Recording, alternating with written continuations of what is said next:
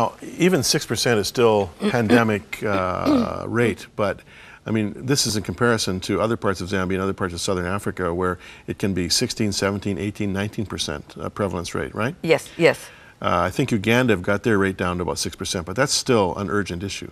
Yes, yes, it is. Now, what did you encounter initially in terms of stigma and discrimination relative to the HIV/AIDS issue? It was very difficult. You couldn't talk about it. No. You know, you couldn't say the word. No. And if I said to some of the orphans, you know, what did your daddy die from?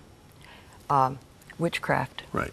TB. Right. Something else. Yeah. So, you know, and even in the churches were very difficult. Yeah. They didn't take it as an urgent matter to deal with.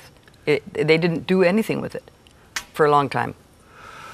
You know what? That's still the case. I mean, I'm speaking in African churches all the time, and 9 times out of 10, I'm the first person ever to raise the issue from their pulpit. And so that we got a long way to go, although yes. more and more churches are really kind of getting involved and waking up to it. I think the thing that really concerns me most about this HIV and AIDS issue is what it leaves behind in terms of orphans and widows. Yes. Yes. And I know that you're involved with Faith's Orphans Fund, yes. A terrific work that's going on in the Kitwe area with about 3,500 orphans. Now, you're the secretary of the Faith's Orphans Fund. Tell us a little bit about that from your perspective. Yes. When I came back to Canada about 10 years ago, I said to Faith, all I said to her, Faith, I'm going to pray for you. This is Faith Liana. This is Faith Liana. Yeah. And you know, over the years, then people wanted to donate to it. But I didn't have a board. We couldn't give receipts. Right. So my nephew Ian said, let's form a board. So 4 years ago, July, we formed our first FOF board here in Canada. And so now people have been able to donate, and it's they can have a receipt for income tax. FOF means? Faith's Orphans Fund. Okay. Yes. Right.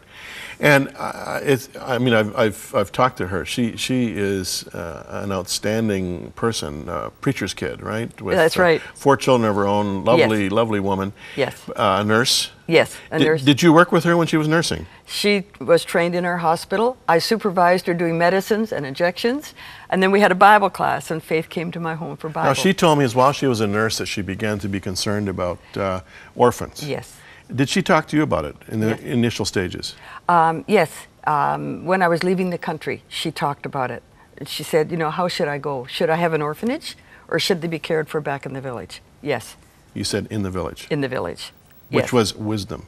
Yes. I mean, you know, there's so many kids falling through the cracks these days. I say, well, if it's an orphanage, great. You know, anything that's better than nothing. Yes. But it seems to me the ideal situation, if it can be an ideal situation for an orphan, is to grow up within the context of their own culture, with their grandma, their extended family members, so that they at least have a sense of communal connectivity. Exactly.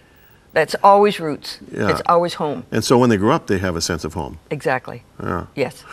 So are you, I mean, you're sort of retired, but not really, right? I'm not retired. You're still with SIM? Yes, I'm with SIM. Service in Missions? It stands for, it used to be Sudan Interior Mission, right? So you're involved in recruiting? Yes. So I'm working with young people from universities a lot who go out on short terms and then prepare for long term, some of them. Wow. Yes. Are you missing Zambia? I miss it, but I'm so busy here. And then I go out, you know, about once a year, so it works well. Are you going to write about your experiences someday? Well, no, not likely. Not like, there's an honest answer. It seems to me you'd have a lot to write about. I would. We have about 3 minutes left. When you think back over those years and years, 3 decades plus in Zambia, is there an outstanding event or moment, incident in your life, when I just even raise it, that comes to mind? A turning point, a defining moment, or whatever, something that really had a lifelong impact on you? Definitely. When I was at Moody Bible Institute fighting the will of the Lord, and I said, that night, after our missions meeting, I went to my dorm, and I stood there by myself, and I said, God, tonight I'm telling you, I will go anywhere. I will do anything, and it doesn't matter the cost. And that was a defining moment. Yeah. A lot of release after a moment like that. Yes. Because then peace you have a sense that, okay, I'm in the sweet spot of God's will for my life, and I'm just going to follow His lead until it's over, right? Exactly. Yes, exactly. And it's far from over from you. You're still going for it. I'm still. Well, it's just terrific, Doraine.